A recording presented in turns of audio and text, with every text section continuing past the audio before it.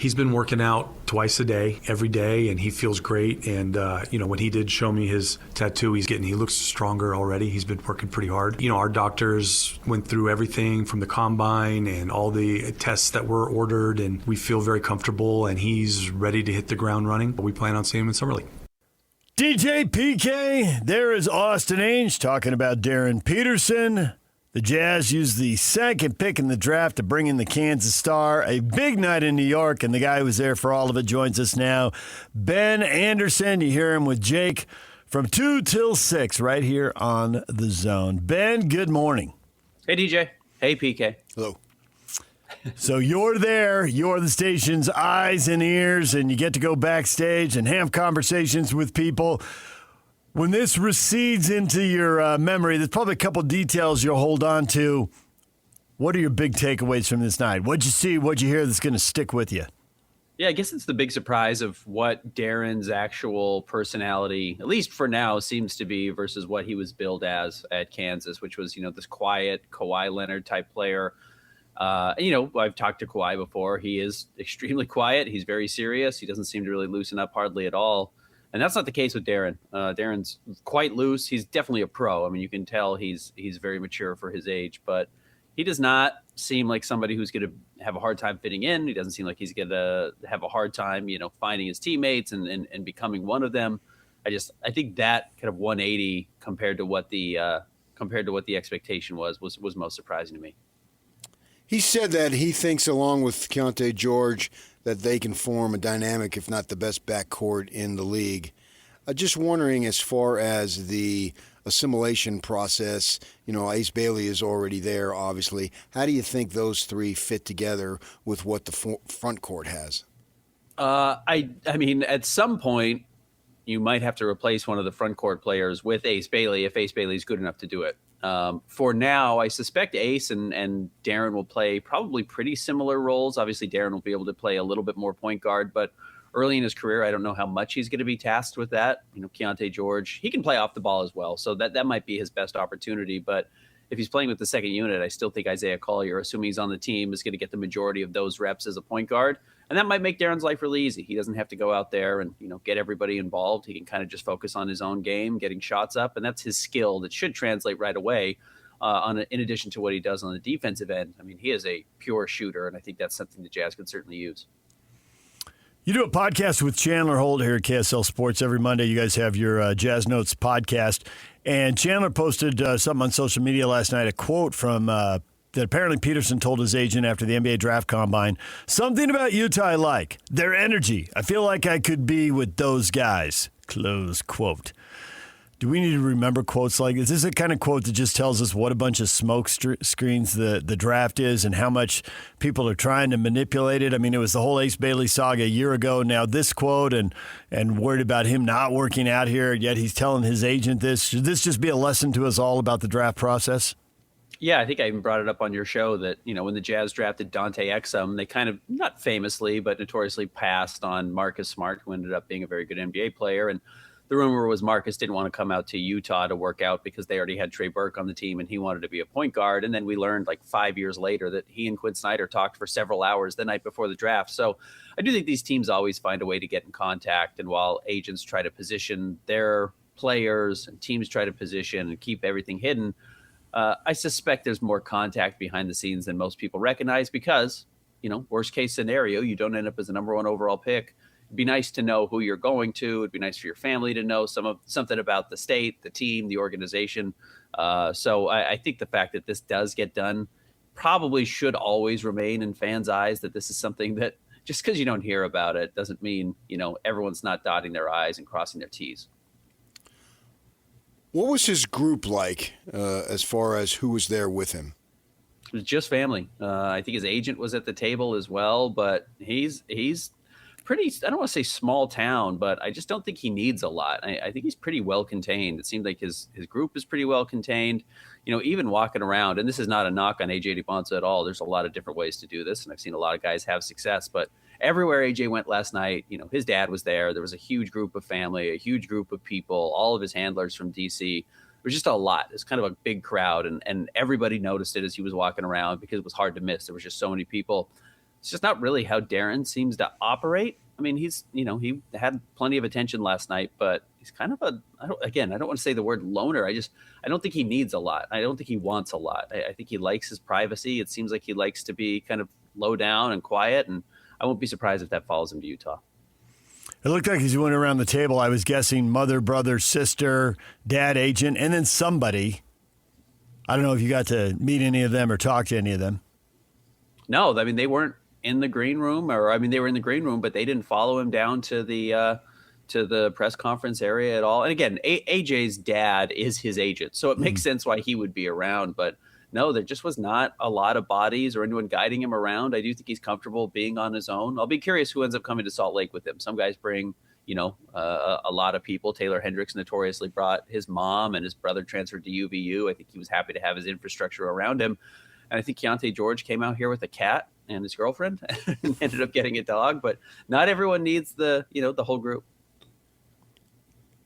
It seems like in listening to Austin Ainge that obviously we knew that there was a strong possibility that he would be available, but that they feel like all the potential issues have been answered and they're not question marks. It's going to be if it doesn't work, worst case scenario, it doesn't work, it's going to be because he's not a good enough player, and we all think he's a good enough player, so it'll work. It's just a matter of what level to the degree that it does work. But the point I'm asking in the question in your conversations was their level of comfortability, in my mind, came fairly early about these questions of him not playing, and so then they solidified on drafting him. How did you see that?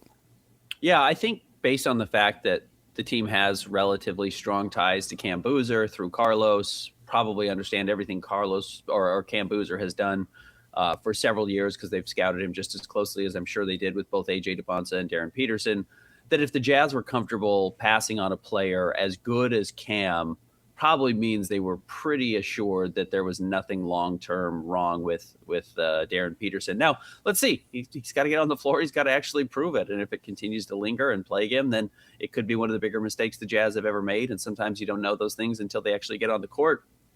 But Darryn, he said one of his goals is to play all 82 games this year. He wants to get out there. He says he recognizes he wasn't able to accomplish just simply being on the floor at Kansas what he wanted to. So he thinks that's something that's fixed. The Jazz clearly think it's something that's fixed. Otherwise, I don't think they would have had any problem passing on him because there was very good options behind him still.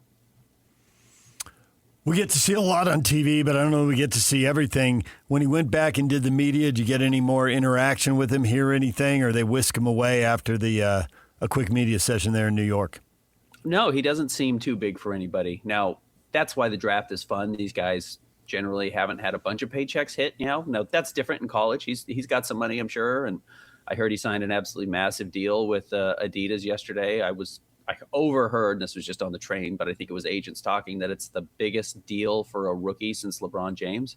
Yeah. So Adidas made a very significant investment in him, but no, I don't think he's bigger than this. I don't think he's acting bigger than this. I think he's enjoying himself. I think he understands how to enjoy himself. And you can just kind of tell he ranked his favorite movies. His, picture on Twitter is Edward Scissorhands, which is a weird 90s throwback. He's a little bit of a different kid. I'm not sure he's your average 19-year-old. The grill is shot. The chairs are held together by optimism. And what happened to the rug? Sounds like your outdoor setup is not ready for patio season. Fix it all with Wayfair. Shop Wayfair for grills, rugs, furniture, and more. With 20 million 5-star reviews, room of choice delivery, and expert setup on qualifying orders, it's never been easier to do more for less. Get 10% off your first eligible purchase. Hurry to wayfair.com or download the app now. Wayfair, every style, every home. How was the scene back there? Because the draft was so ballyhooed for so long. I'm just wondering, compared to the other ones that you may have covered, was it more exciting, more publicity and noise around it? No, it seemed a little quieter. I was a little surprised by that. Now, maybe it's because of who was actually there. I mean, not a knock on BYU, but AJ DeBonsa didn't go to, Duke, didn't go to Michigan, didn't go to one of the bigger college basketball schools. Traditionally, though BYU's working towards that. So while there were some faces there, it wasn't like Coach Calipari was sitting, by his side the way he was with Darius Acuff. And then the Jazz having the number 2 overall pick, and Darryn Peterson being a little bit of a mystery himself, didn't seem to have, a huge media following. And Cam Boozer's, very buttoned up. He's just very quiet. And then the fact that it went Washington, Utah, Memphis isn't exactly, Los Angeles, New York, Miami as far as drafting at the top. So I didn't think there was crazy media around. And because I've been in a few years, I wonder if kind of the attention to the draft is kind of smaller than it used to be in person. But it was pretty calm. And then the fact that it went mostly chalk for the first at least 4 picks and maybe the top 8 picks, I think that reduced a little bit of the excitement around the building as well. Is there a Knicks hangover too? These people can't get up for the draft. They were just celebrating an NBA championship. I kind of felt that around the city. I was expecting with the World Cup it to be pretty loud here and pretty crazy. And you can tell, there's a lot of soccer kits, running around, but there's still some barricades up by Madison Square Garden where I think the parade was. So I do wonder if everyone's a little bit, I don't want to say basketballed out, but certainly got their fill. So you say it went according to form. Anything catch you off guard? I think the whole weekend with Dusty May was kind of surprising, leaving Michigan and then them taking Merez Johnson with the 9th overall pick when, you hire a guy the day before the draft. Now, I know it's not the first time they had talked, but the fact that they ended up picking a Michigan guy and the 3rd Michigan guy, I think a lot of people thought Yaxel Lendeborg or Adai Mara would have gone first. So that was interesting, though I really like Merez Johnson, so I like the pick. But I thought that was interesting. The fact that the Thunder ended up still making their pick. I know they had 2 picks, and they ended up with Bennett Sturtz, I believe. I kind of wondered if they would be more aggressive to try to trade up. But otherwise, again, just kind of, I think teams are a little feeling held hostage by not knowing how to use future picks. So I don't think there was a lot of trades on draft night last night, using a pick from next year or a pick from 2 years ago, because nobody knows what type of value they're going to have. So it's safer to just hold on to them for the time being. I think that's part of it, but also all this talk that the next draft is bad and one after that is pretty mediocre. This draft was supposed to be good, so the whole thought, well, do you really want to trade these top picks? It's not like the commissioner was running back out there announcing, trades as we move through the, top dozen picks. I thought it kind of underscored the fact that we've been saying everybody says this is a good draft, but the actions really backed up the words. Young talent, rookie contracts are valuable, and these guys are all pretty good players with pretty high expectations. So we'll see how it plays out, but the team seemed to really back it up with the decisions they made here in the first half of the draft. Yeah, I think you're right. The fact that, Koa Pete, he would have gone top 10 in the Cody Williams draft. He went 30th, in all honesty, that's a very similar type of player coming out of Arizona with, some good physical tools and a game that's still developing. So, obviously, yeah, I've heard that the next 2 drafts are flat out lousy. So I don't think anyone's really excited to be a part of them, which probably explains why the Jazz were willing to give up some of the picks they were to Memphis in the Jaren Jackson Jr. trade. But I do think this draft is, at least at the end, everybody bought into the hype. Now we'll see what it actually looks like a few years from now. Not every draft lives up to the hype, but certainly it seems like the front office has bought into it. How many BYU folk were there in terms of, we saw Kevin Young, but thinking that, okay, this is an opportunity to really push our institution off the back and shoulders of AJ in terms of publicity? What did you see there? I didn't see a lot. I was surprised. I thought I would see more BYU jerseys. I saw more Jazz jerseys. I don't know if I saw a single BYU jersey beyond any time you walk around in any other city, you're going to see a hat somewhere. But I really didn't feel a big contingent there. And that doesn't mean they weren't operating behind the scenes, but they weren't there on media day on Monday either. So it does feel like AJ's kind of moving forward. And look, he said he still wants to maintain a very strong connection to BYU. And I suspect Kevin Young will, be happy to have that around and the entire basketball program. But I didn't see a lot of it. I was surprised a little bit on that front that, this is a huge day for BYU as well. AJ's going to be their highest draft pick ever. Hard to go higher than 1-1. So we will see. We'll see what that connection ends up, how it manifests itself going forward. But I'm with you, PK. I was a little surprised that outside of Kevin Young and of course Yegor Demin plays for the Brooklyn Nets, and he was just kind of wandering around and actually turned me down for an interview. Oh, he did? He said he didn't want to get in trouble with the Brooklyn Nets PR people, and I said, hey, I don't want to get you in trouble either, so that's fine. But everyone was cool. He was very nice about it. Ben, I'm curious now that they know who the draft pick is. We talked about how they're going to build the roster this summer. Now they know, right? If they're drafting a big, that's going to change things a little bit. But they drafted a guard. So priorities now, veteran guard, backup center, maybe a big who swings between the 3 and 4, but maybe not. How would you prioritize these with the roster spots they have left and the money they have left? Yeah, I think another veteran ball handler. Keontae George, Isaiah Collier, Darryn Peterson is just a very young group still. They're talented, but they're really young. So I think there's probably situations where you'd want to bring one more person in, unless that ends up being Svi Mikhailuk. I'm really curious about the front court behind Walker Kessler and Jaren Jackson Jr. Kyle Filipowski's a really skilled offensive player, but he's not a defensive player. Yusuf Nurkic is not a defensive player either if he comes back. So I think they could use a backup big that could provide a little bit of rim protection, or they're just going to have to balance having Walker and Jaren out there, for 48 minutes a night in some role. And that's possible, but we need to figure out how much they're comfortable playing Jaren at the 5. I mean, he has not done that particularly well throughout his career. And just because it seems convenient doesn't necessarily mean the Jazz have to do it. July 4th afternoon, is the Huntsman Center going to be sold out?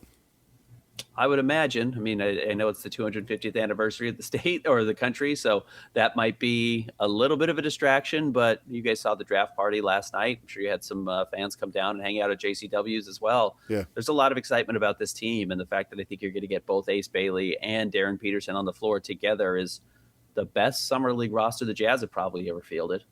Oh, go down to Vegas and win this thing. The first of many titles. I see what you're saying.